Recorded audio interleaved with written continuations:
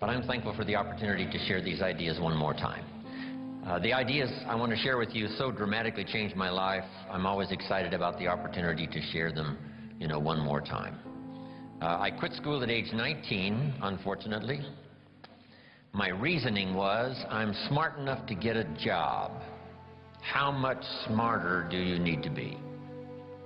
And with that bit of shallow thinking, I quit school at age 19. A little while later, I went to work. A little while later, got married, started this little family. And I'm out there working hard, doing the best I could. But falling a little bit behind every year. Finally, the creditors once in a while are starting to call, saying, you told us the check was in the mail. And I'm embarrassed by that. And then I'm sure some of you, if you've listened to my cassette tapes or the CDs or heard some of my material, the Girl Scout story finally occurred, age 25. I hear this knock on the door. I go to the door, and there's this Girl Scout, about this tall, selling cookies for the Girl Scouts. And she gave me one of the finest sales presentations I've ever heard. Special deal, several flavors, Girl Scouts, best organization in the world, only $2. And with a big smile, she very politely asked me to buy. No problem. I wanted to buy. Big problem. I didn't have $2 in my pocket. I'm a grown man. I live in America. I'm married with a family. I've been to college 1 year. And I've been working for 6 years, from age 19 to 25, and I didn't have the $2 in my pocket. And I didn't want to tell her that. That seemed too embarrassing. So I did what I thought was next best. I lied to her. And I said, look, we've already bought lots of Girl Scout cookies. We've still got plenty in the house we haven't eaten. She said, oh, that's wonderful. Thank you very much. And she leaves. When she leaves, I say to myself, I don't want to live like this anymore. I mean, how low can you get lying to a Girl Scout, right? I mean, that's the ultimate. So I started my search that day, and sure enough, very shortly, I met this extraordinary man by the name of Mr. Earl Schoaf, and my life was never the same after that. Chris mentioned ideas, and that's where this whole flow of unique ideas started for me, age 25. I had the opportunity to go to work for this extraordinary man. I worked for him for 5 years. Then, unfortunately, he died, age 49. But the things he taught me during that 5 years transformed my economic life especially. But my personal life, my leadership chances, all of that came from that unique experience. So maybe it's true when the student is ready. When someone says, I've had it, this is it. I don't want to live like this anymore. And then you begin a new search. So make this note now for the first of the notes we're going to share in my portion for today. If you start the search, the odds are excellent you will find good ideas. If you search, you will find. Finding is reserved for those that search. Ideas are not reserved for those that hope. They're not reserved for those that wish. They're not reserved for those who complain. Good ideas are reserved for those that search. So the first thing I want to do is congratulate all of you for being here, continuing your search, spending the money and spending the time to come and spend a few days and see if you can't, through the accumulation of hours and speakers that we have during this weekend, go home with a harvest of good ideas for your business, for your life, for your marriage, for your friendships, for your economic future, and, for all of the rest. We've all heard the expression, nothing so powerful as an idea whose time has come. How very true. The walls came tumbling down about 15, 16 years ago in Germany, and the time had come for capitalism to finally reach those unfortunate countries that have been dominated by communism for so long. And that idea now is beginning to flourish. I've been teaching capitalism now for the last 10 years in Russia. I've made 5 trips to all the major cities. It's incredible when an idea finally comes and the time is right, what can happen. So, ideas, when an idea and its time is ready, it can be incredible. But now here's the next part for your notes. Nothing so powerful as an idea that comes at the right time. And hopefully today for you and the rest of this series of good trainings, this would be a good time for you. Maybe you've got 3 numbers of the lock that needs 4 numbers. And you've already got 3 already dialed in from, the sermons you've heard and the lyrics of the songs you've listened to and personal conversations and meetings and trainings and seminars and books you've read, all of that, right? You got the 3 numbers. And just maybe, this weekend could well be that 4th number for you that you've been looking for. And the lock will open and the door will open, and there could be some real new accelerated opportunity for you over the next few years of your life. So I hope that's true. From what I have to say and from Dennis and Brian and other speakers that are going to share with you, this could be a very important weekend for you. I hope it's one of those life-changing weekends where you look back and say, wow, I was never the same. And the chances are excellent if you keep going to as many things as you can get to in terms of information, ideas, seminars, lectures. Because if you go continuously and systematically, some of them will be routine, some of them may be ordinary, and then just once in a while, some may be extraordinary, and you're never the same again. And you'll look back on that experience and say, that was one of the days that turned my life around. So I hope this weekend, from what I have to share and the rest of the speakers, this is one of those extraordinary weekends for you. Here's another note to make. No one person has all the answers. No one person has all the ideas. We need to gather ideas from a variety of voices and from a variety of experience, from social to personal to political to the management of time, the conservation of resources, business, entrepreneur, career, all of that. Being a good parent, a good mother, being a good father, being a good friend, a business colleague. You've got to have a whole variety of ideas. So this weekend, we're going to have a chance for that. Multiple speakers and a chance for multiple ideas to come your way. Next is a little phrase that I'd like to have you memorize. And if you memorize it, I'm sure it'll follow you for the rest of your life. And if you're ready, say, I'm ready. Here is the phrase. You can write it down as we memorize it. Here it is. From testimonials and personal experience,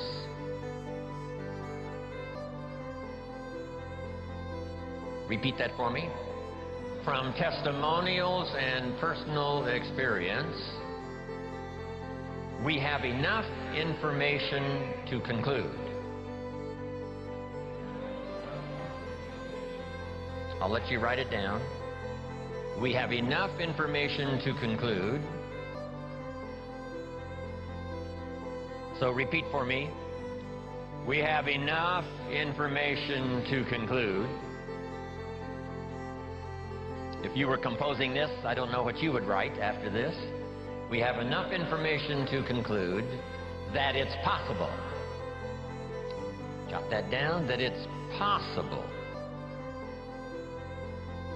So repeat for me, that it's possible. And the rest. To design and live an extraordinary life. Make that note, to design and live an extraordinary life.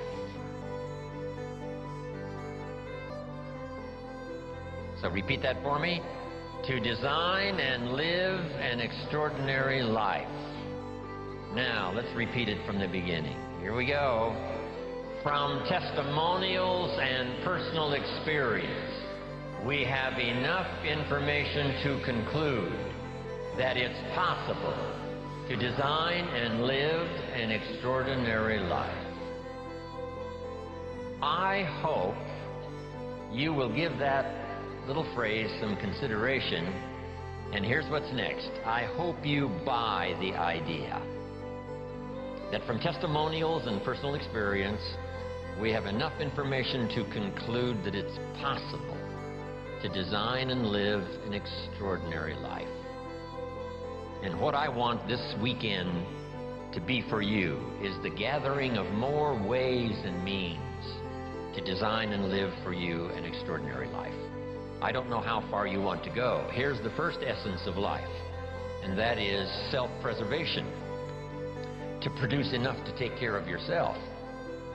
The instructions given right to the couple that left the Garden of Eden. One was to multiply. It's a lonely place with only 2 people. But here were the next instructions, to be fruitful. How fruitful, how productive should one be? And here's number 1, to produce enough to survive. To produce enough to take care of yourself. And self-care is important.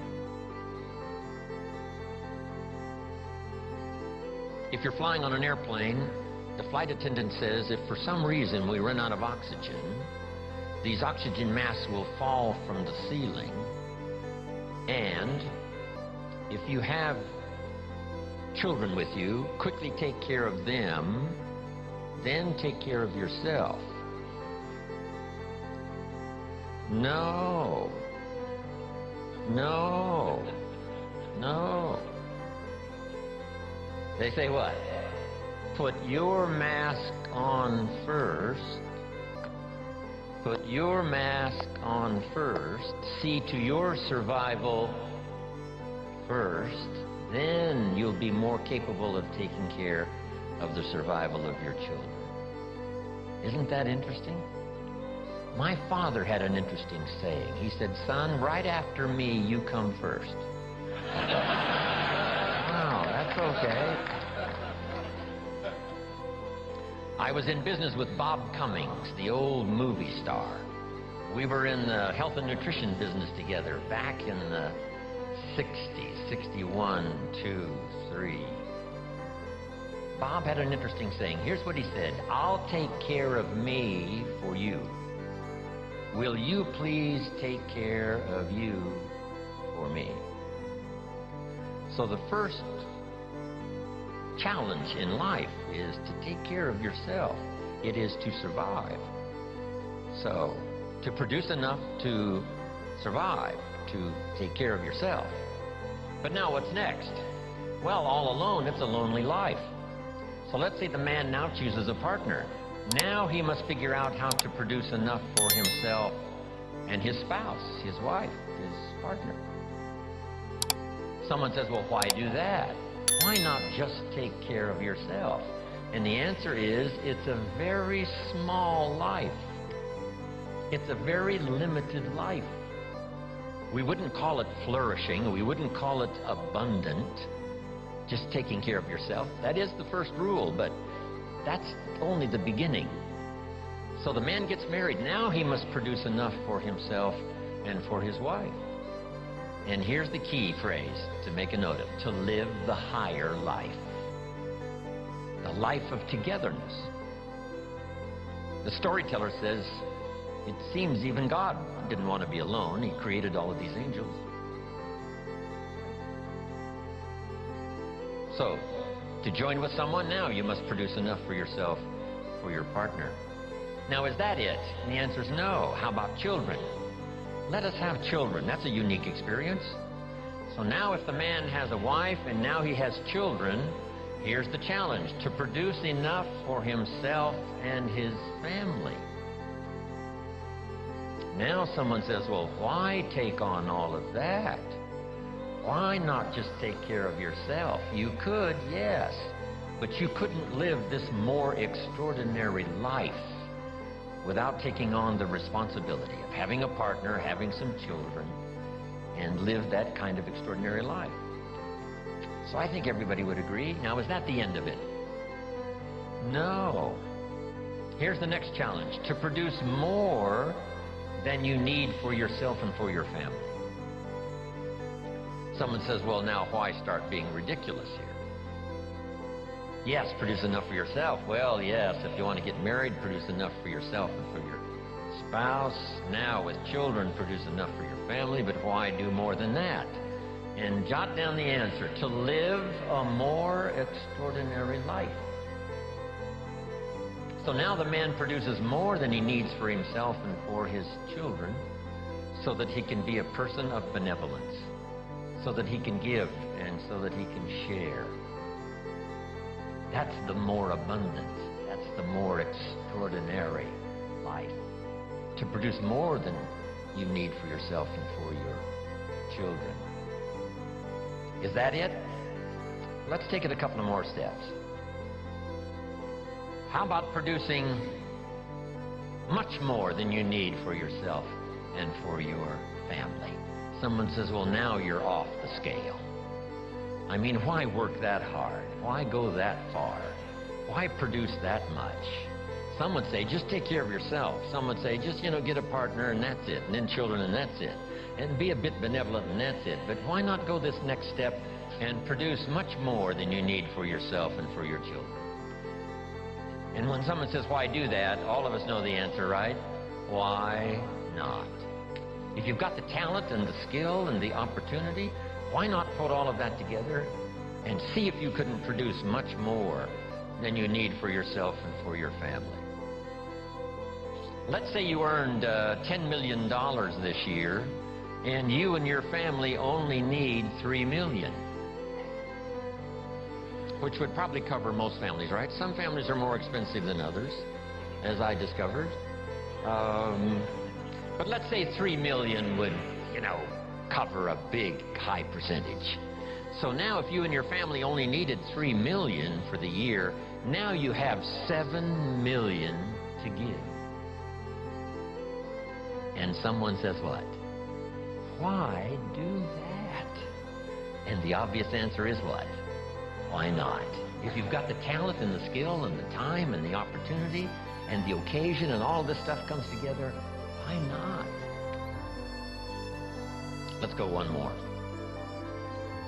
How about producing far more than you need for yourself and for your family? And live the far more life.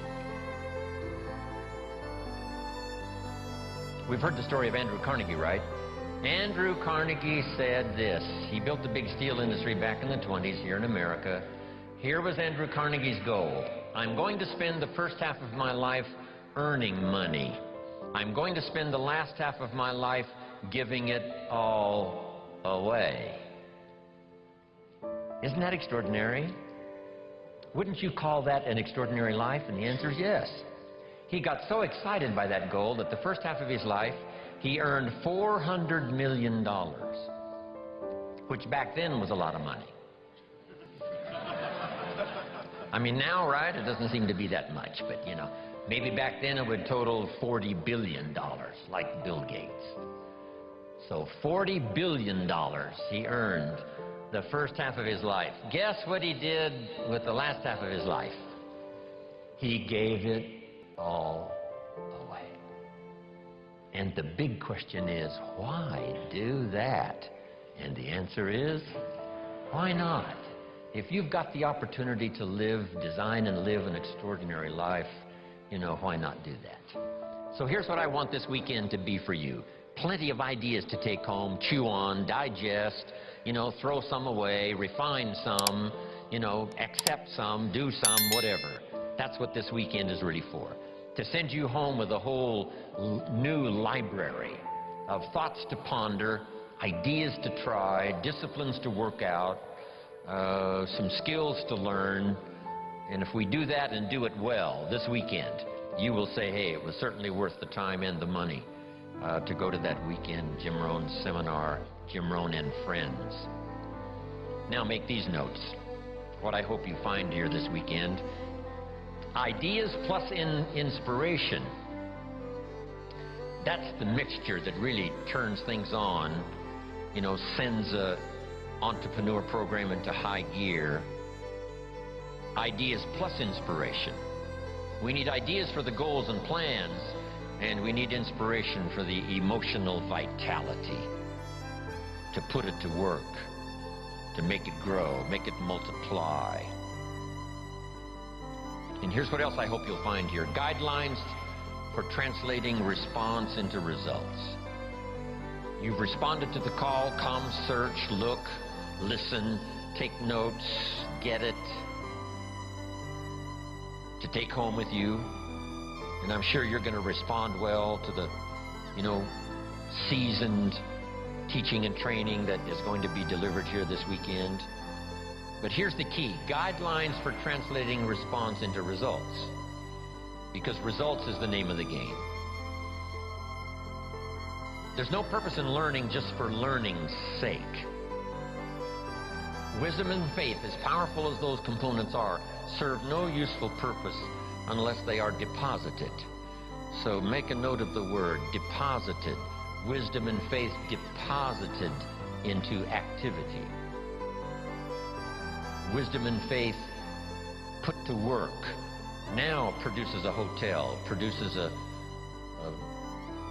salt vaccine, produces a city, produces an institution of learning, produces a career, produces a relationship, right? Ideas and faith, believing that it's possible, that ideas can work miracles, now put to work. So the big job here is getting it all. And so now make the next note. Next is going home and translating it into high activity. Good health activity, a better relationship activity, an entrepreneur program activity, a new burst of speed in your sales career, all of that. That's what I'm really interested in. Because here's what's important to me, is for my name once in a while to appear in someone's testimonial. Make that note. It's one of life's greatest experiences, is when your name appears in somebody's testimonial. Somebody says, here's the person who found me. Here's the person who got me started. Here's the person who wouldn't let me quit. Gave me more reasons for staying than for leaving. Here's the person who believed in me until I could believe in myself. And then they mention your name. See, you can't buy that with money. And you don't have to give lectures and seminars to do it. You don't have to have an audience like this for the weekend in order to deliver value to someone's life. What if you had breakfast with a friend at Denny's 4 years ago, and you recommended this book that really meant a lot to you, and you said to your friend, you've got to read this book. I think it'll make a major contribution to your life. And your friend accepted the idea, went and got the book. Now, 4 years later, he's giving his testimonial. His business has flourished. His marriage is safe. Things are going extremely well, and someone says, where did this all begin for you? And he will say, 4 years ago at Denny's coffee shop. I sat with my friend, and he insisted that I read this book. I went and got it. And that book led to the next book. That led to the next class. That led to developing skills I never had before. And that led to some more seminars and lectures. And now look at my business, look at my life, it's flourishing. But it all began 4 years ago, Denny's coffee shop, when someone said, you've got to read this book. See, that's a person-to-person seminar. And those are just as valuable as person to 1,000, person to 10,000. Right? It doesn't matter the number. If you have a chance to deliver, quote a poem, recommend a book, here's a phrase, like I gave you this one to memorize. I think you'll remember this one maybe for a long, long time. Just something that's really extra meaningful to someone, whether it's at breakfast or wherever it is, whether it's for a child or whether it's for an adult, a friend, a business associate. If you'll keep up that process, I promise you, your name will continually appear in people's testimonials. And now I've had this happy experience now for the last 40, 45 years. And so that's one of the reasons why I came here this weekend. I don't need the money. I've long ago made my fortune. I take the money, but I don't need the money. But here's what I do need. Continuing testimonials that say, Mr. Rohn, on a summer day, in Anaheim, California at the Marriott. I was there that weekend, and something clicked, and the lights went on, and I got the gift of some good ideas. Here's what's happened to me. Then they mentioned my name. See, that's what I want. Continuing testimonials that come back to me saying thanks for sharing ideas. Okay. To get the most out of this weekend, jot these notes down now. Number one, be thankful for what you already have. Thanksgiving sets up, the situation where ideas can flow. Here's what locks up the doors of opportunity for good ideas, and that's cynicism. All you have to be is a practiced cynic. Cynical about the government, and cynical about politics, and cynical about the future, and cynical about the economy. Cynicism locks all the doors. But if you'll be thankful for what you have, however modest or however much it is, I think that's the beginning of receiving a flow of new ideas. Here's the next one. Be eager to learn. There's already some extraordinary success stories in this room. If we knew how successful, we would give you the podium. I would be happy to take notes. No matter how successful you are, be willing to learn some more. We in the Millionaires Club invite a billionaire once in a while to come talk to us. And he says, well, you guys are doing okay, but how about stepping up? Right? How about multiplying by 2, by 3, by 5, by 10? Come on. You've just gotten started. So no matter how well you're doing, we could all use another idea, a couple of other things that linked together with what you already know could give you a whole new burst of productivity and extraordinary lifestyle. Then to get the most out of this session this weekend, you have to do what we call some tough listening. And sometimes it's difficult to gather up everyone's, attention, because our lives really seem to be going on outside this room. A part of our life is going on here while we're here. But some of us, our kids are out there, and our business is out there, and our career is out there, and our job is out there, and everything is out there. So sometimes it's difficult to bring yourself within the, framework, inside these 4 walls, and just really concentrate and do your best to get it all. Because I know how meaningful ideas can be.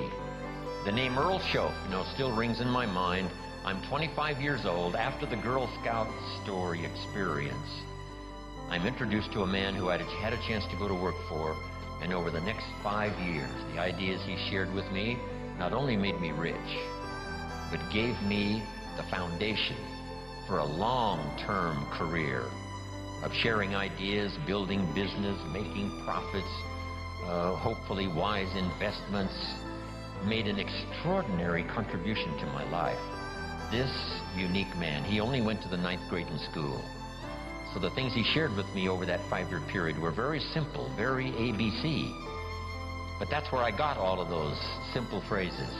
Let me just review some of them for you very quickly. For things to change for you, you have to change. I kept hoping the government would change, and taxes would change, and prices would come down, and things would get better. And then he said, for things to change for you, Mr. Rohn, you have to change. Wow, what a new revelation. Next, he said, don't wish it was easier, wish you were better. All of this started me on this unique journey of what I now call personal development. Here's another one. This is, don't wish for less problems, wish for more skills. It's not less problems that makes you successful, it's more skills that makes you successful. I tried to convince him by showing him my paycheck that I wasn't doing well, and I blamed it on the company. And I said, this is all the company pays. He said, no, that's all the company pays you. I thought, well, that's a new way to look at it. He says, doesn't the company pay some people 3, 4, 5 times this amount? And I said, well, yes. He says, well, then this is not all the company pays. This is all you get until you re-qualify, accelerate your qualification for the bigger numbers. See, that was all great revelation to me. I tried to convince him that things cost too much. He said, no, you can't afford them. All of these were new ways of looking at things. Unbelievable. And so I started listening to all this stuff. Now, some of the things that really accelerated my learning curve so that I could do better quickly was learning the success equations. Here's 3 of them. The first one comes from the Bible. The question was asked, 2,000 years ago in the Bible, according to the storyteller, what is the key to greatness? What's the key to self-esteem? What is the key to getting honors and trophies to put on the mantle above the fireplace? What is the key to receiving great respect? What is the key to wealth and abundance? What is the key to all of that, an extraordinary life? And here's the answer that was given, capsule form. According to the storyteller, the answer was, find a way to serve many people. Find a way to serve. Find the ways and means. Start rendering service. The more you serve, the greater your fortune. Service to many leads to greatness. Next, John Kennedy.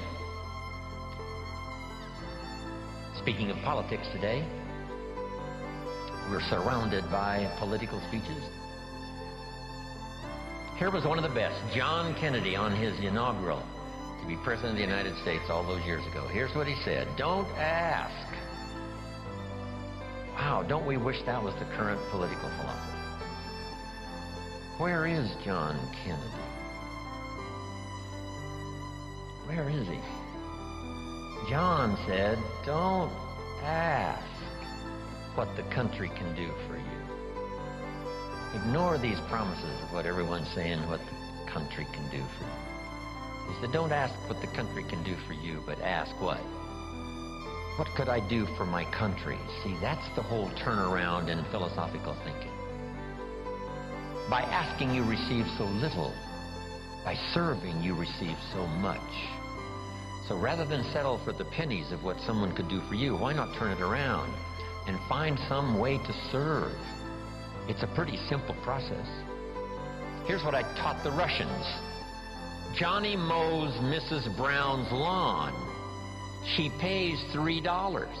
Every time he mows her lawn, he collects $3. Thinking in terms of what could I do for my country? Surely Mrs. Brown is one of the members of the country. So he mows her lawn and collects $3 and starts what we call an income and a career. Now what's next? And here's what the Russians were excited about. What if Johnny gets Pete to mow Mrs. Brown's lawn? She still pays the $3, but now Johnny gives Pete $2 for mowing the lawn and keeps $1 because he's the one that got the work. Now we have the beginning of an entrepreneur. Now we have the beginning of fortune. Here's a good note to make. I started part-time on a little adventure learning skills and disciplines, and here's what I began to say with my little part-time job. I said, I'm working full-time on my job and I'm working part-time on my fortune. And the reason is because I found the mechanics. I found the philosophy. I started working it, serving other people. One way to serve is to mow Mrs. Brown's lawn and get the $3. The other way to serve is to get someone else to do it, and you collect that extra money. Finding ways to serve. That's the key to wealth and greatness. Then here's the next one, and everybody knows this one. I heard Zig say it over 40 years ago, Zig Ziglar. And when he said it, I wrote it down, and if you haven't ever written it down, write it down. If you help enough people get what they want, you can have everything you want. If you help enough people get what they want, you can have everything you want. When I heard Zig say that, I wrote it down, and maybe you want to do this. Underline the word everything. That's what was intriguing to me about this sentence. So these are the success equations. This is the wealth formula from the Bible, from John Kennedy, from Zig Ziglar. Now, make these notes. In the journey of personal development, one of the first things to learn is the lesson of the seasons. Let me cover as much of this as I can before we take our first break for the day. The lesson of the seasons. For your notes, life and business is like the changing seasons. One of the best ways to illustrate what's happening in your business, what's happening in your life, is this illustration of the changing seasons. Frank Sinatra used to sing, "Life is like the seasons." Now here's what's next. You cannot change the seasons. One of the things to, come to grips with is what you can change and what you cannot change. You cannot change the seasons, but here's the next phrase, but you can change yourself. Therein lies the chance to live an extraordinary life. Learning to change yourself. In an economic sense, my mentor put it this way. To climb the ladder of success as high as you wish to climb, here's the key. Work harder on yourself than you do on your job.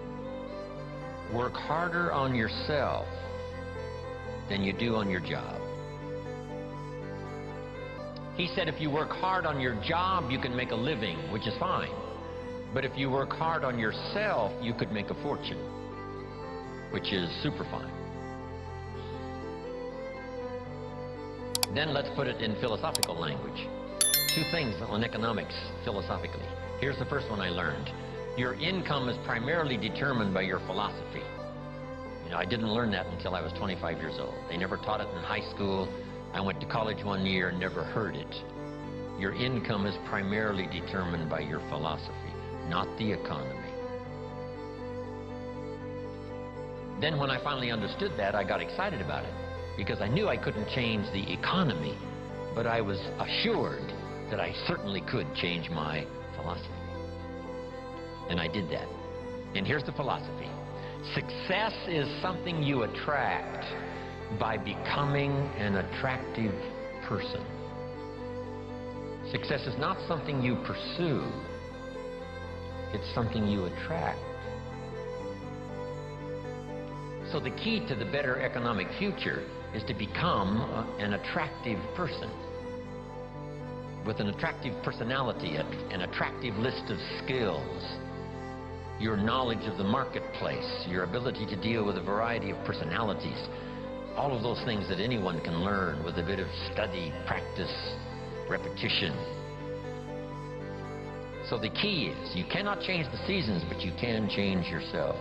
But let's talk about the seasons, just in a brief outline here. Number one is the winter time. I don't know where we've caught you this weekend. Maybe it's spring for you, maybe it's summer, you're toughing it out, maybe it's harvest, you're cashing it in. If we knew the story, we'd let you lecture. But maybe for some of you, it's one of those winter times. Personal winters, social winters, economic winters. There's a variety. So what about the winter? Make this note, it always comes. So you got to be prepared. Hopefully you've done your homework.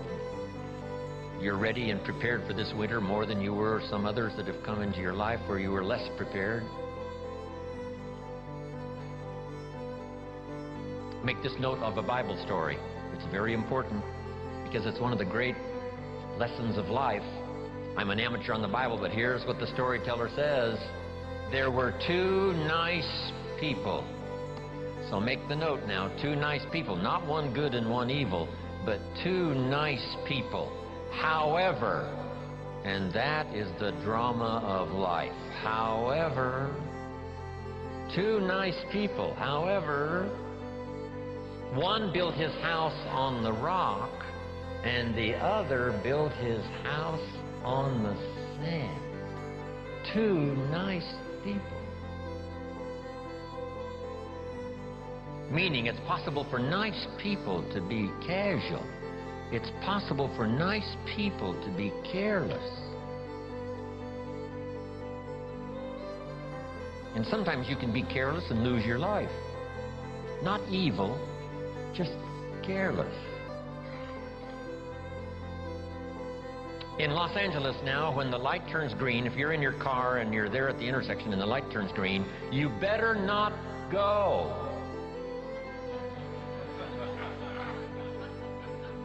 For 2 or 3 seconds, waiting for the maniacs that are running the red light, crossing in front of you, even though the light is green.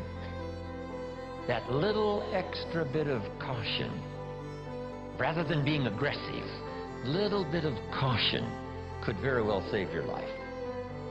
Here's a father who loves his family. He's an honorable citizen. He makes good money. He contributes to the community, his church. He's a good man. But this morning he's in a hurry in Los Angeles, late for an appointment, and he's pushing it with his automobile. He comes to the intersection and the light turns red, and a little voice in his head says, "Go ahead, you're late. You can make it." And now he's dead. You don't have to go to Iraq to lose your life. You don't have to be evil to lose your life. All you have to be is a little careless at an unfortunate moment. So the key is to be not overcautious, but to be cautious. Don't build your house on the sand. Now add this note now. We're all tempted. When I was growing up, there was a cartoon of a little boy. And it showed this little boy with a little devil on one shoulder and a little angel on the other shoulder, both whispering in his ear. And the little devil said, "Go ahead and do it. It'll be okay." And the little angel says, "No, no, no. No, no, no. It won't be okay." "Yes, go ahead and do it." "No, no, no." How often does that occur for all of us? Every day. Go through the red light. It'll be okay. We must beware, okay? Not to be careless, not to be casual, and build your house on the sand. The same is true with your health. Don't build on the sand. The same is true with your career. Don't build on the sand. The same is true of being in business. Don't build on the sand. Build on the rock. Because even nice people can make careless decisions, casual decisions that accumulate over a period of time. And those could be the winter. Now here's the note to make. Some winters are of your own making, and some are not. Some are just the winter experiences. Maybe the whole country goes through it. It was a long time of winter for the Russians who lived through the communist system for about 80 years. Long winter of political despair, lack of freedom. But what's the key to the winter? Here it is in simple language. Hang in there. I mean, you know, winters don't last forever. Some are difficult and some are easy, but they never last forever. The night always comes after the day, but it doesn't last forever, just a few more hours. And if you hang in there, say your prayers, gather a little strength, you can make it through the winter and the night. So winter time. Here's the next season now, the season of spring. Make this note. My definition of spring: opportunity. Spring is not a guarantee that you're going to have a harvest, but it's the opportunity to plant one. It's not a guarantee that things are going to go well and you will accumulate what you need, but it is an opportunity to do so. Springtime is opportunity. Now, it's usually a very short season, especially where I was raised in farm country, Idaho. So here's what you must do with opportunity. Seize it quickly. Don't let it just come and go. When the window of opportunity is open, to borrow a little space language, when they get ready to shoot the rockets or off into outer space, there's a window, they call it, of opportunity to go, not go, when the weather's right, whatever. But if you wait a little too long, the window closes, and it takes a while for it to open back up. So this is the key. Take advantage of the spring, such a short season. In some places, they got those big tractors with the lights on them going around the clock in the short season of spring to make sure that the seeds are planted. Take advantage of opportunity. Take advantage of opportunity to meet someone who could be a colleague for your future career. Take advantage of the day when it arrives, because the day will soon finish. Take advantage of the year, because it will soon close. Take advantage. Now here's the next season. One of the greatest illustrations of life is in the third season, called the season of summer. And here it is in simple capsule form. In the summer, you must do two major things. Here they are for your notes. Number one, nourish and give life like a mother. Nourish and give life like a mother. Next, protect and defend like a father. This is called the work of summer.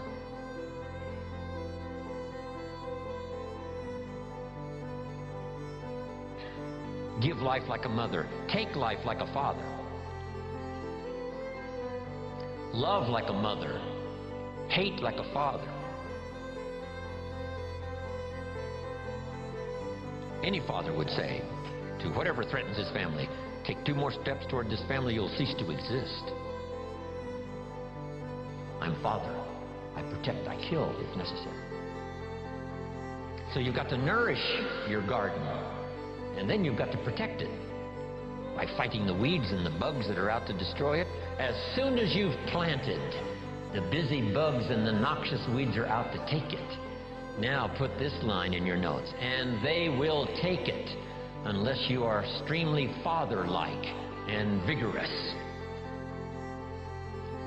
You have to develop a hatred for evil. The old prophet said, love good and hate evil, because those twin forces are at work always. Even in the beginning of the beginnings, Lucifer, according to the storyteller, tried to take over God's throne, didn't succeed, and so began the story of the creator and the spoiler. And so exists for all of us this great drama of the ability to create, but the destroyer not too far away. In another seminar I give, here's what I say, and this is good philosophy. It seems like opposites are in conflict and we are in the middle. Evil on one side, good on the other side. Illness on one side, good health on the other side. Darkness on one side, light on the other side. And they're in conflict. If you walk into a room that's dark and turn on the light, the darkness disappears and goes away. How far away does it go? Not very far. Waiting for a chance, what? To come back in. Move in, take over the territory. As light begins to lose its energy, darkness moves in. There's a war on. Here's what it's called. Push-shove. As we sit here, right? Good health plan is trying to defeat illness and drive it into a small corner. If you don't work on your good health plan, illness will drive your health into a small corner. It's called push and shove. In your bloodstream, there are red corpuscles to nourish like a mother and white corpuscles to fight and kill like a father. Thank God for white corpuscles that think negative all day. White corpuscles say, just show me some infection, I'll kill it. Because if I don't kill it, what? It kills you. White corpuscles say, it's my job today to make sure you don't get killed. So I'm here to fight. Have you got that now? Red to nourish, white to fight.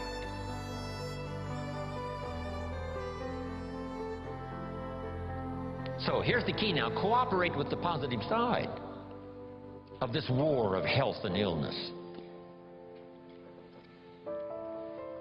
What if in this struggle the body calls for a banana and you send it a Coca-Cola?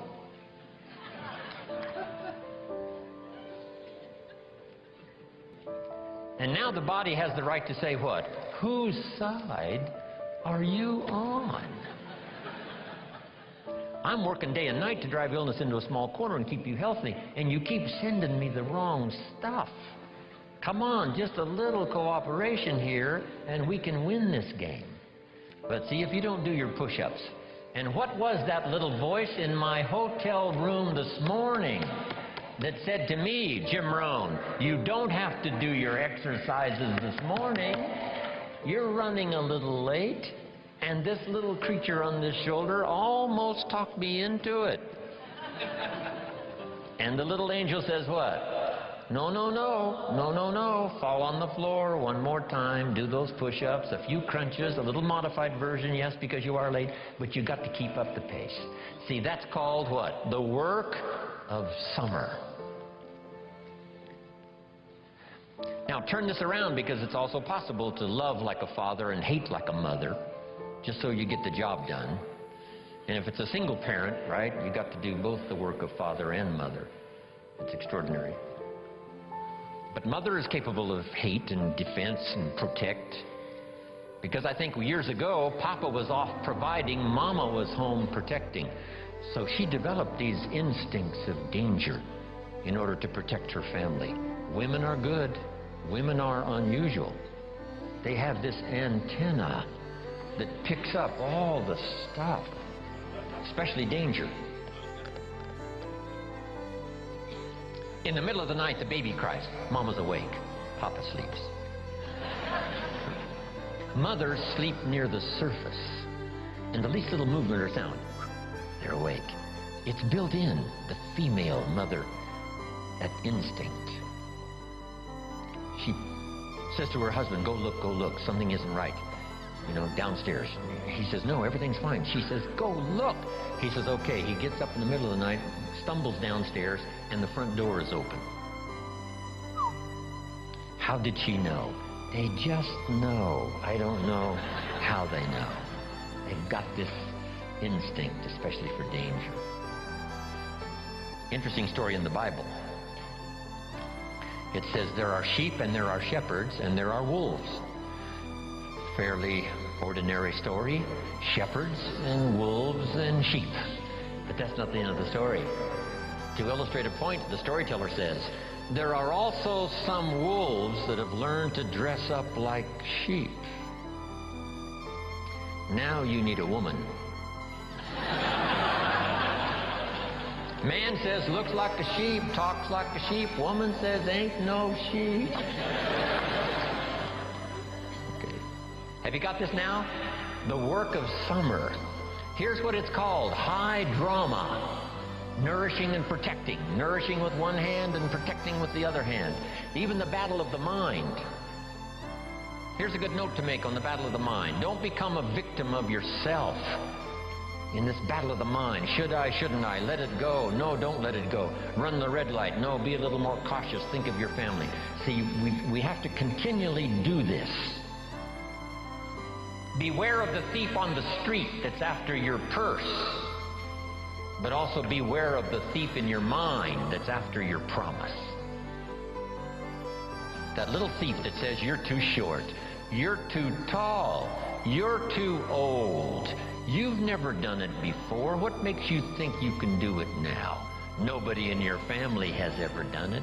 In fact, if you start, they'll all make fun of you. It's called the thief in the mind that steals the dream and steals the promise, makes you less effective than you should be. Here's what you must do. Battle with the mind. Now, what's the purpose of all of this opposites in conflict? Here's what I think it is, to create high drama. God wishing it to continue on earth as it did in heaven. I guess that's the best conclusion I've come to. Because here's the last of this now. Would it be possible to win if you couldn't lose? And the answer is no, it doesn't seem like it.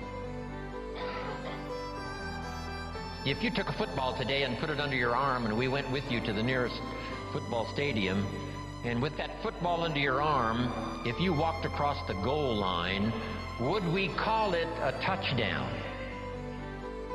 And the answer is no, that's not a touchdown. It's not a touchdown until you face the 350-pounders that want to smash your face in the turf. And if you can muscle by them, and if you can dance past the secondary with the football under your arm, across the goal line, now we call it a touchdown. And maybe you won the game, and maybe you won the championship. So jot this down now. High drama is the order of the day. I guess so, ordered by God himself. High drama. But that's what makes life so unique, so challenging, so much opportunity. A chance for fortune and a chance for failure. And you've got to defend yourself against one, see if you can't maximize the other. That's the game of life. Isn't this good stuff? I mean, these few simple ideas started changing my life. Age 25, I was never the same. What if you picked up a book? And the book, first chapter said, everything's fine. Chapter 2, everything's fine. Chapter 3, everything is just fine. Chapter 4, everything is still just fine. Would you finish this book? And the answer was no. What kind of a book is this? So the book on your life story is not going to be this. It's going to be filled with the full dramas of the highs and the lows and the winter and the spring and the summer and the harvest. So have you got that now? The third season, do the work of summer. Be both optimistic and vigilant. Two great words of antiquity, here they are. Number one is behold. That's the word from antiquity. The positive word is behold. Here's the other word, beware. One of the interesting bewares in the Bible is a little story that says, beware of the little foxes that are spoiling the vines. It doesn't look like it. You know, I come from, farm country, Idaho, where I make a little wine and grow a few crops. And you can look at a vineyard, hey, it looks okay. But this old story says, just because the vineyard looks okay, you gotta look a little closer. The little foxes may be eating the vines. So whether it's a personal relationship, or a business opportunity, or your future, or your life, or the management of your time, or your health, or whatever, I'm asking you to behold the possibilities and beware the dangers. That's the key. And all of that we call personal development. Now here's the fourth season. And I've got a lot more notes for you to cover. How many of you have one page of notes already? Okay, one. I want to send you home with a whole basket full. From myself, Brian, this is going to be one of those extraordinary weekends. Dennis is here, other speakers are here. You're going to have a full load to take home. Okay, here's the next season now, the season of harvest. Make this note now on harvest. In due time, and for those who qualify, in due time, and for those who have obeyed this extraordinary law that says life was not designed to give you what you need. Life was designed to give you what you deserve. If you didn't plant in the spring, then no harvest comes your way. If you planted little, then you're not going to receive a lot.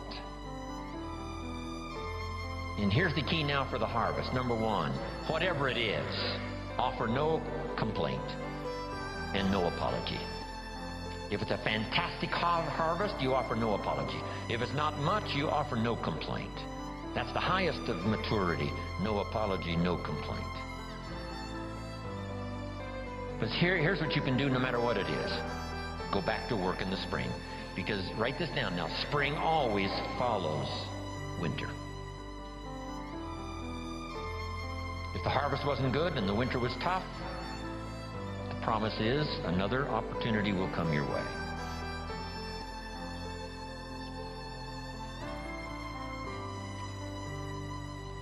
Now, here's one more point now on the harvest, and we'll talk a little bit more about it tomorrow.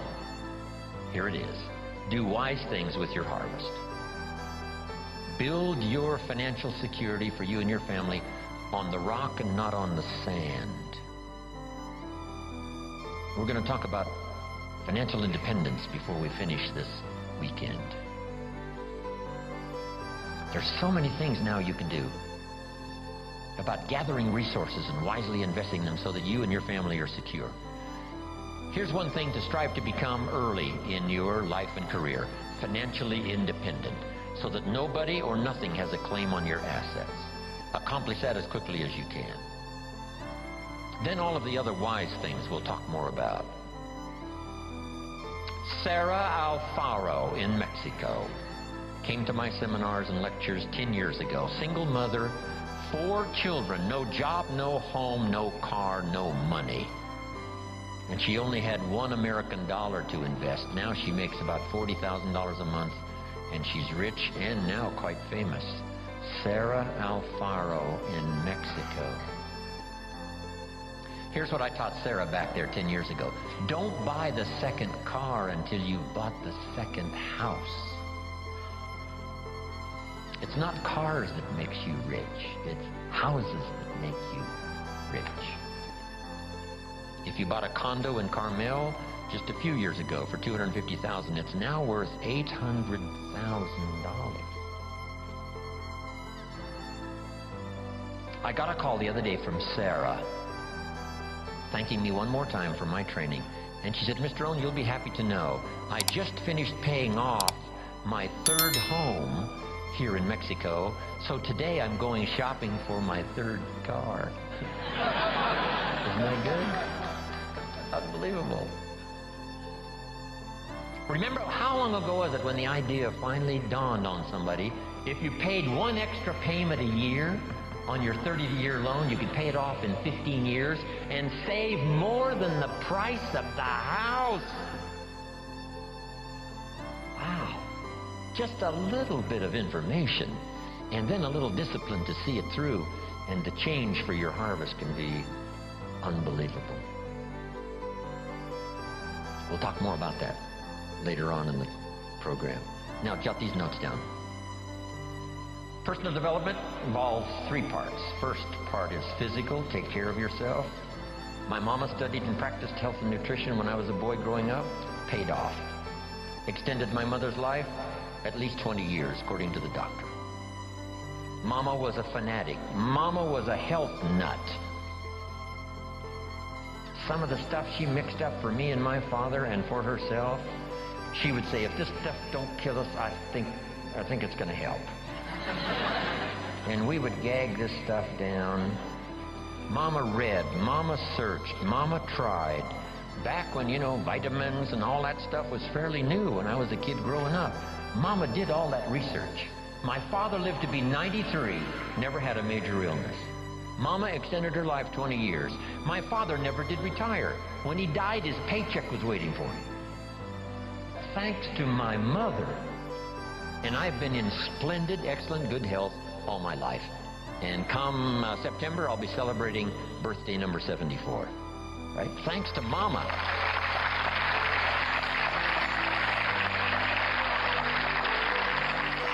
If there's one thing to be a fanatic about, it's your health. Take care of yourself. The Bible describes it this way. Treat your body like a temple.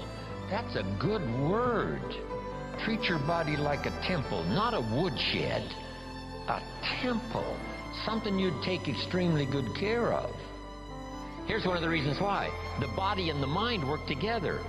The body is a physical support system so that the mind can dream the dreams and the heart can believe that it's possible and then go to work and make it happen. And for that, you need a good physical support system to manage all of that. One old prophet said sometimes, the spirit is willing, but the body is weak. See, don't fall into that. You wake up in the morning and the mind says, let's go get them. The body says, I can't even get out of bed. See, one of these days you've got to say, body, this is the last time you tell me you can't get out of bed. I'll throw you on the floor and make you do push-ups until you're out of breath.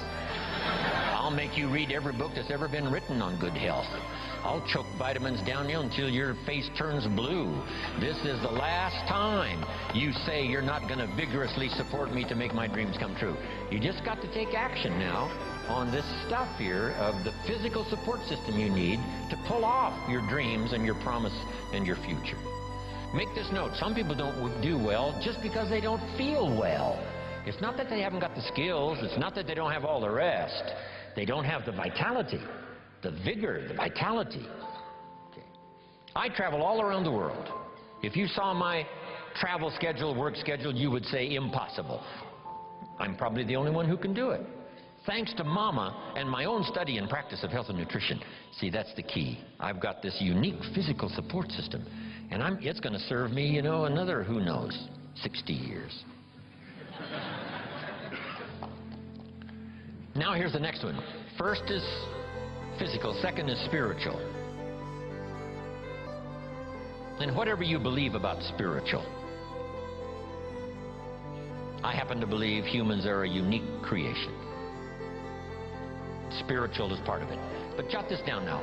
If you are a believer, jot down these 3 words: study, practice, and teach your belief in spirituality. Don't leave your spiritual conclusions unresearched, unstudied, and don't leave it unpracticed. And whatever you do, don't leave it untaught. Study, practice, and teach. If we all do that, starting with our family, we'll build the families necessary to build a strong nation to compete among the nations of the world in these years of the 21st century. Now here's the next one. The physical, the spiritual, now the mental. Your mind, exercises of the mind. Build your library, I say in one of my other seminars. The books that can see you through. The books that can give you the ideas necessary to build a good career, to build a strong enterprise, relationships, good health, and all the rest. The book you don't read won't help. Now here's part of the exercise of the mind, a good debate. Right? We're engaged now in the great political debate, with the election coming up in just a few months. This is what we call healthy. We don't believe in the one-party system. Communism said one party. Everybody do what we say. We say no, more than one party, so we can discuss ideas. Here's the way to make an idea powerful, is to discuss it and refine it so that it fits your situation.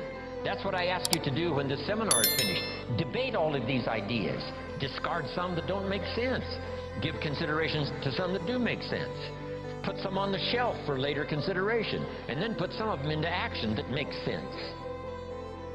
Jot this down. Make sure what you do is the product of your own conclusion. Do that thoughtful study. One book on health and nutrition says, do this, you'll live forever. The second book says, if you do what that first book says, you'll die young. So what should you do? Which book should you follow? And this is one of the important answers of the weekend. Neither one.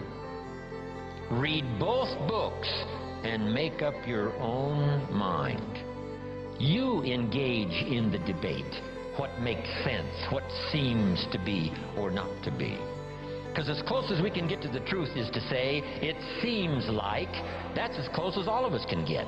We can't say it is. None of us can do that. We can say it seems like. Opposites are in conflict and we're in the middle. That's what it seems like. Our experience proves, and the storyteller says it started early. That's what it seems like. God is interested in high drama. That's about the best we can conclude. We can't actually state the truth, except what it seems like. But engage in thoughtful study and vigorous debate.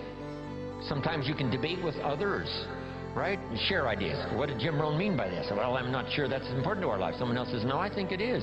Engage in this debate. Then here's the big one, the debate in your own mind. What's good, what isn't good. Finally, you must come to your own conclusions. Read the best you can, study the best you can, take the best notes you can, and then do this.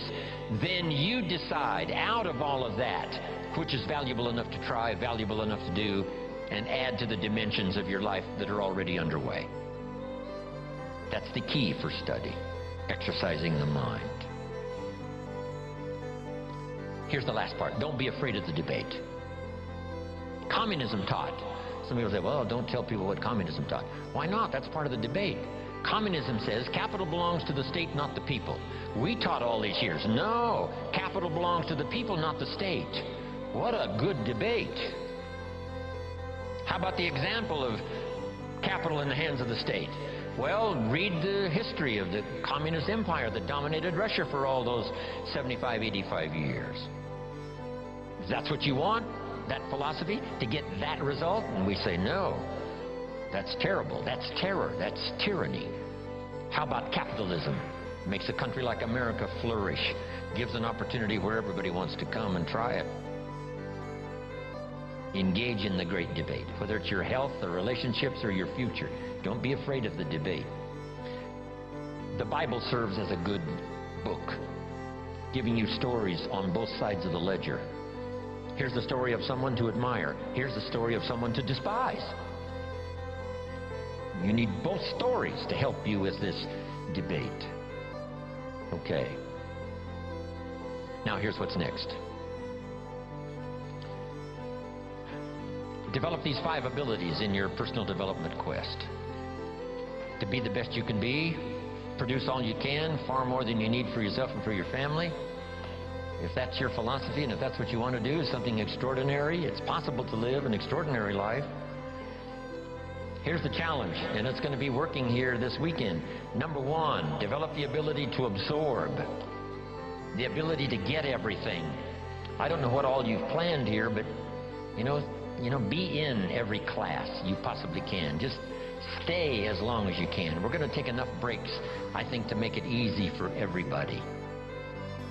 We all recognize the mind can only absorb what the seat can endure. I want you to know we are mindful of that. But the key is not to be careless in the gathering of knowledge, not to be casual in the ideas that could double your health, triple your income, accelerate your career, secure your fortune, amplify your harvest. So don't be careless in the gathering of ideas. Absorb every one you possibly can. Here's the next ability. Develop the ability to respond. Let life touch you. Let the stories touch you. Let the drama touch you.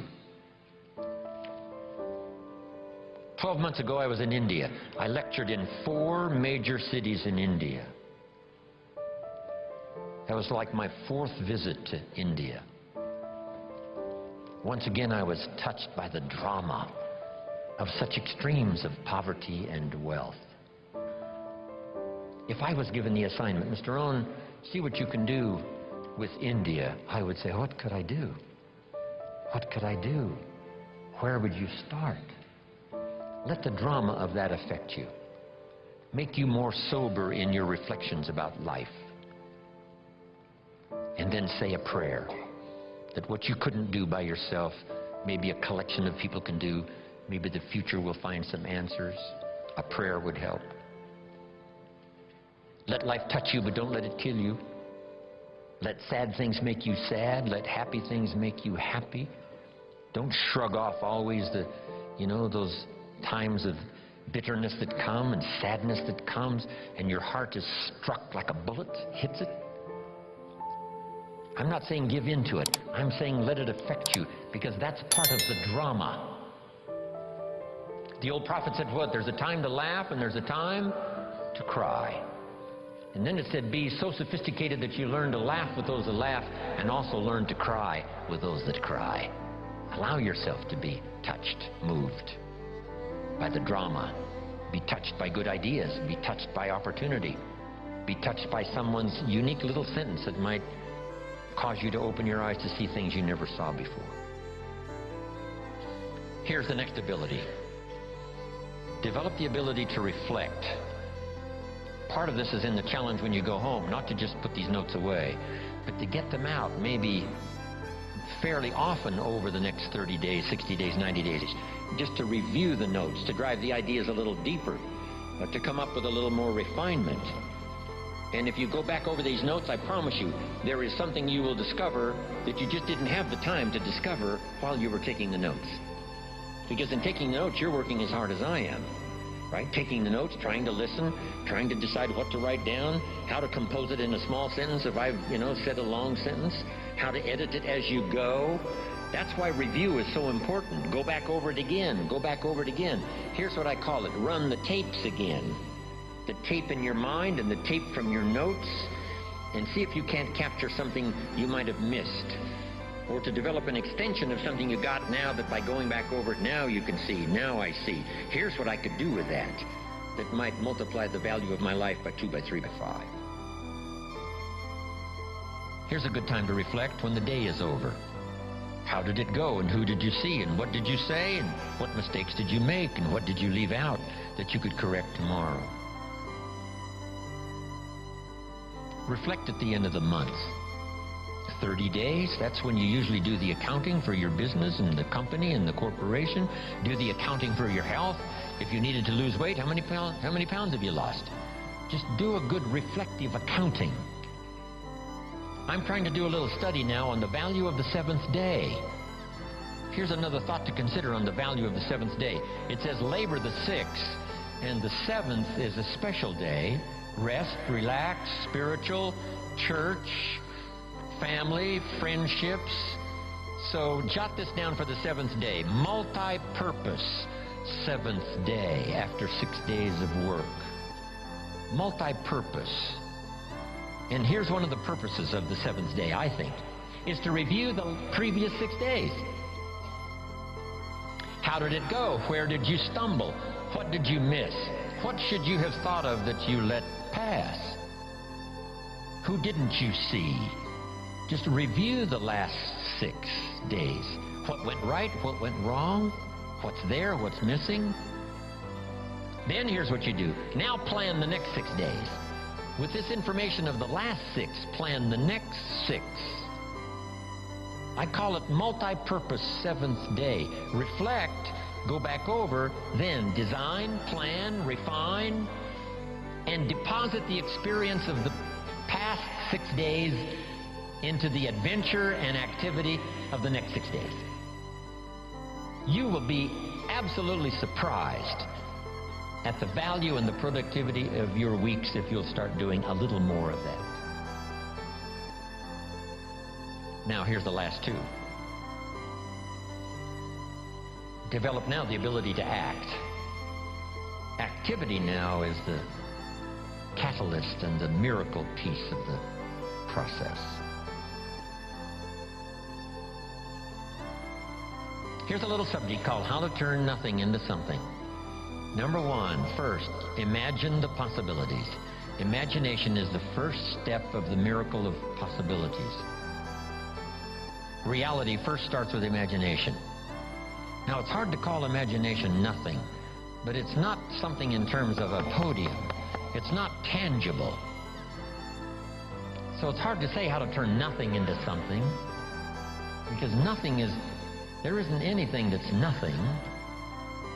Everything is something, even if it's the imagination, it's something. Einstein once said, there's nothing faster than the speed of light. And Bill Bailey, one of my mentors, current mentors and longtime friend, said, maybe here's something faster than the speed of light, and that's thought. It's possible that thought could be faster than the speed of light. How fast can you think back and think ahead?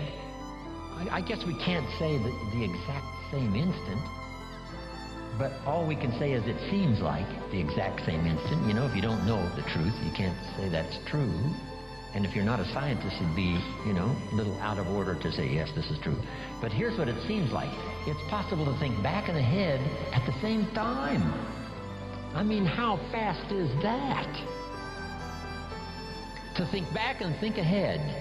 But it's one of those marvelous capabilities that we all have, and in your personal development quest of getting stronger and more vital, both physically and spiritually and mentally, now use this exercise to think back and gather more experience.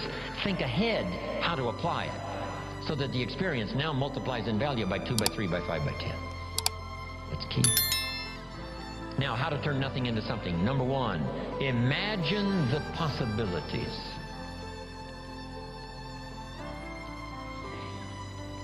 Today, if we had a chance to hear everybody's testimonial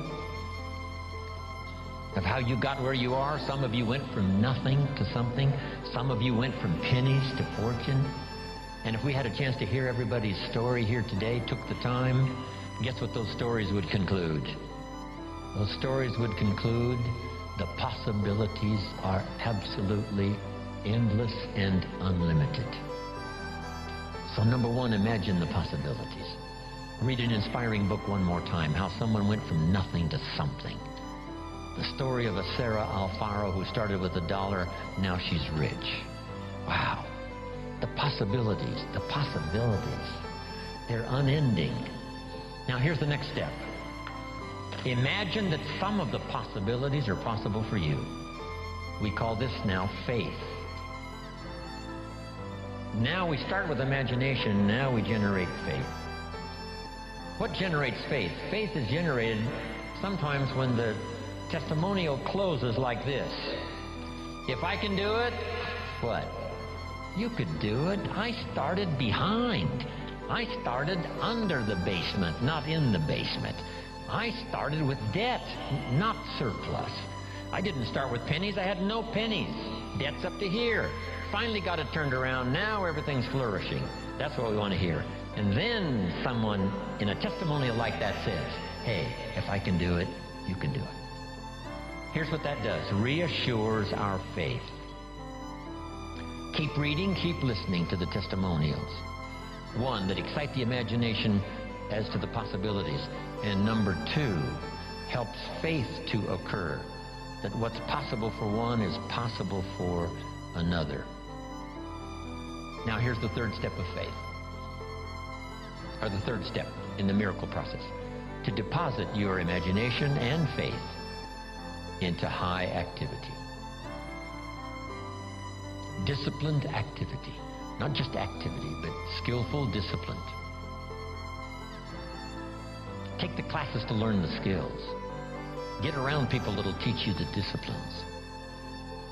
And then deposit your imagining the possibilities and believing that it's possible for you. Deposit that now into what we call high activity. Make this note now. Activity finishes the miracle process of turning nothing into something. Activity finishes the miracle process. I'm positive that's why the formula was given of 6 days of working miracles and 1 day of rest, to ponder how it's going. How is my miracle working process working? Have I missed some? Devote 6 days to the working of miracles. The 7th day to rest and reflect and go back over and a bit of study. Yes, spiritual, yes, church, yes, synagogue, yes, family, yes, social, yes, friends. But see if you can't now come up with a plan to increase your activity or refine your activity. Sharpen it so that it produces major results. Here's the next one. Take joy in the work. I couldn't wait to get here today to share my story one more time. I'm already pondering the testimonials that may come out of a class like this next year, a year from now, 5 years from now, if I happen to meet some of you and you say, on that summer weekend in Anaheim, I finally got it. The lights went on for me. Something you said and something someone else said finally made sense. And I hooked it together and here's what's happened. That's going to be extraordinary. Right? That's why we're here, to do this work. I was excited this morning about being here. Couldn't wait to hear what I've got to say. A lady asked me one time, she said, Mr. Owen, over the last few years I've been to your seminars now several times. Every time I see you, you're all excited. Things seem to be going great for you. How do you stay so excited all the time? And I said, I think it's because I attend all these seminars.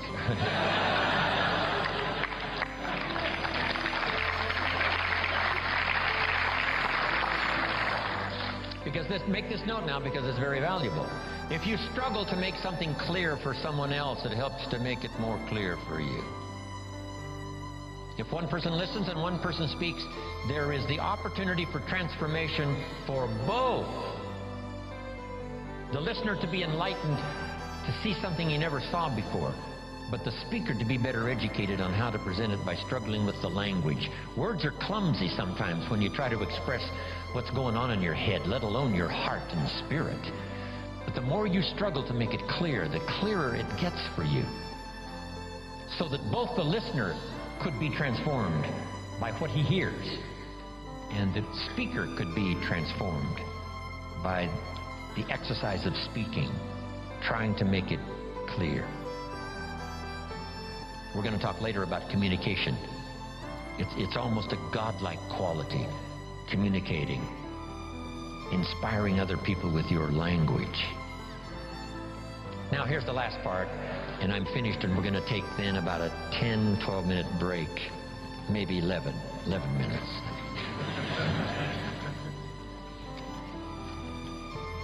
Here's the last one. Are you ready? Say, I'm ready. For the last one, develop the ability to share. Not just your money and your resources. One of the biggest things to share, of course, is your time, because you're limited on time. You can't get any more time. Big decision for me to make, to come spend this weekend with you instead of with my children and my grandchildren. Right? I'm already wealthy. I don't need the money. So why would I come? Because my children and my grandchildren know this is part of our collective experience. They enjoy the testimonials that come later as much as I do, the letters I get and the phone calls, and the response that people say, hey, your grandfather came and made an extraordinary contribution. See my children and my grandchildren thrive on that story. So they were willing for me, instead of being in Carmel, sitting on the sand at the ocean where my grandchildren live, I'm here in Anaheim, California, spending this time with you. But I gladly do it. Here's why. It's an investment time for me to share, so that later comes the harvest. One, the harvest is by working hard to make it clear for you, I'm getting as much as you are. But then later, hearing the testimonials. So I'm asking you to do the same in every format possible. Whether you're asked to do training, whether you're asked to do teaching, whether you're asked to make a speech, always say yes, to the best of your ability, so that you'll have one more time to share, one more time to help somebody lift themselves from poverty to success, from doubt to faith, from illness to health, from skepticism to belief. One more chance, person to person, or class to class, or a little Sunday morning class, or a little home meeting, or a personal conversation at Denny's coffee shop. Tell somebody something good, something valuable. The payoff for you is in the attempt and the learning experience. And then the payoff later is to get someone's testimonial that's got your name included.